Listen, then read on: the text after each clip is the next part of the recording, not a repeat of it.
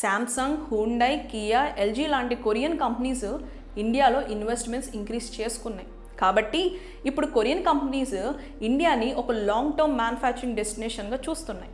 ఇప్పుడు ఆంధ్రప్రదేశ్ని చూసుకుంటే మినిస్టర్ నారా లోకేష్ గారు ఈ మీటింగ్స్లో గట్టిగా చెప్తున్న పాయింట్ ఏంటి అంటే choose speed, choose AP. Fast future కావాలా, ఆంధ్రప్రదేశ్ని చూస్ చేసుకోండి అని. It's a slogan. ఈ స్లోగన్తో ముందరికి వెళ్తున్నారు.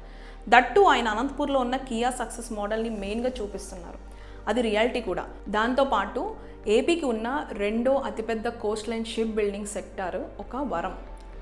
భావనపాడు, రామయ్యపట్నం, మచిలీపట్నం, కాకినాడ వంటి పోర్ట్స్ డెవలప్మెంట్ స్పీడప్ అవ్వడం కూడా గ్లోబల్ కంపెనీస్ని అట్రాక్ట్ చేస్తుంది. ఈ ఓవరాల్ డిస్కషన్ కేవలం షిప్ బిల్డింగ్ వరకే పరిమితం అవ్వలేదు. లోకేష్ గారి స్పీచెస్లో సెమీ కండక్టర్స్ గురించి మాట్లాడారు. ఈవీ అండ్ గ్రీన్ ఎనర్జీ మీద కూడా డీప్ డిస్కషన్స్ జరిగాయి, ఎంఓయూస్ కూడా జరిగాయి.